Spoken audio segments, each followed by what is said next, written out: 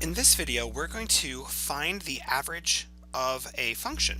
So first of all, just the concept of average, I hate that word. Instead of using the word average, I will use the word mean, but it's the same idea. All right, so adding all the values and dividing by the number of numbers. So if someone said to you, what is your average bowling score? Or a mathematician would say, what is your mean? You would say, okay, well, in the first game I rolled a 50. The next game I got a little better, rolled a 75. Then on the final game of the tournament, I rolled a 68. All right, well, how would I find the average or the mean? I would take all those and divide by 3. Add them all up, divide by 3. Right? Okay. So how do we do that using calculus? Hey, you're probably saying, I never wanted to know that, but now you do. Okay, so we are going to do the exact same thing. We're going to add up all of our numbers and then divide by the number of numbers. So, because remember, the summation symbol means add. The integral symbol means add. So literally what we're going to do is just sum over our function f of x. And so we're just going to add those up, going from 0 to 5. And then we are going to divide by our bounds of 5 minus 0. And that's it. That's literally all there is to finding an average. So just to finish it up, we'll run through this, but you might be saying, really, that's it? Yes, that's it. Okay, so what is the antiderivative of x? Well, that'd be x squared divided by 2, evaluated from the bounds of 0 to 5. And then we're going to take all that and divide by 5. So let's see here. X squared evaluated at 5, so that would be 5 squared, which is 25 halves, divided by 5.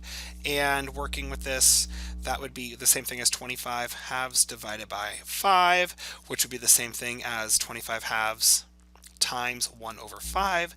So therefore, the 25 divided by 5 just makes 5. So my answer is 5 halves, or 2.5. And logically, that makes sense, because if you're saying, okay, all of our values for the graph of y equals x would look something like this.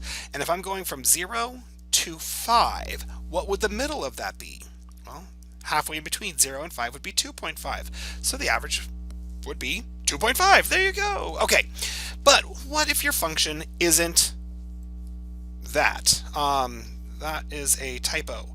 There we go. I didn't want to do the same problem twice. There we go. Okay, so what if your function was something way more complex, right? Way worse. All right, well, so you say, all right, same idea. If I want to know the average, I would say, all right, my function is e to the x minus x e to the x. And for this problem, we're going to go from the bounds of 0 to 1. And so therefore, we are going to divide by the change in our numbers, how many numbers we went over. Well, that would be 1 minus 0. So there we go. And now, so 1 minus 0, just for simplification, 1 minus 0 is 1. Anything divided by 1 is just that thing. So because we were going from the bounds of 0 to 1, we're essentially just answering this question. And so the reason I wanted to bring this up was just to remind you, yes, U-sub, by parts, all those fun ideas will come back throughout these problems. So how do we do this problem? Well, we break it up into 2 separate problems, right?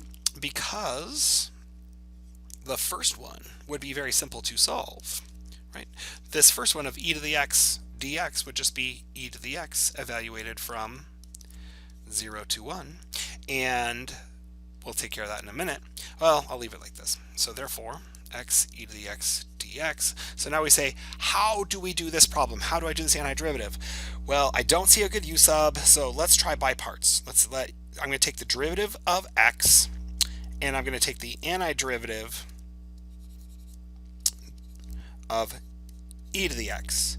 So therefore, the derivative du would be dx, and the antiderivative of e to the x would be e to the x. So this will result in, all right, so this one here I'm going to evaluate because we're already done with it. So this would be e to the first minus e to the 0 minus, all right, so for our antiderivative now, for this part, how do we do this problem? I just realized I set it up slightly differently than oh no, I didn't. That I was thinking I did it differently than when I did the notes, but we're okay. So it's the x e to the x, and it carries the bounds of 0 to 1, minus the antiderivative of e to the x dx, again from the bounds of 0 to 1. All right, we're almost done, ladies and gentlemen. So exciting. All right, so e to the first is e minus e to the 0, that's 1, minus, all right, now once again, this is going to end up being 1 e to the first minus, and then when we substitute in the 0, that whole thing's just going to become 0. So this right here is this right here. Okay, now let's continue. Minus, what is that antiderivative of e to the x? Hey, that's just e to the x, evaluated from 0 to 1. All right, so let's keep cleaning up and moving along here. All right, so we have e minus 1 minus, this would just end up being 1 times e to the first is e, minus 0, that remains. All right, minus, so and then similarly, we're going to have e to the first minus e to the 0. Oh, goodness. This is the world's longest problem, but we're almost there, ladies and gentlemen, almost there. So then this will end up being minus e plus 1. Wow. All right, so now when I distribute this negative sign through, well, actually in this e minus e, that becomes 0. So I'm just going to be left with e minus 1 minus 1. So our final answer is e minus 2. Voila. All right, so the average value, if you were to look at all the values from 0 to 1 of e to the x minus x e to the x, the average value would be e minus 2. Now, think about where this might be useful, just to put it in context. If you think about if you had created an equation or a value for watching a stock market, and you're looking at the values of the stock market throughout the day, you know, that could be kind of crazy. And if you wanted to know where the average value was throughout the day, or throughout the month, or throughout the year, or throughout the lifespan of the product, you could very simply, if you had an equation, you had something that modeled it, you could pop this into a calculator or this into a computer and let it spit out your average value, and you would understand where you have an average for that stock. So there you go, just another use of integration.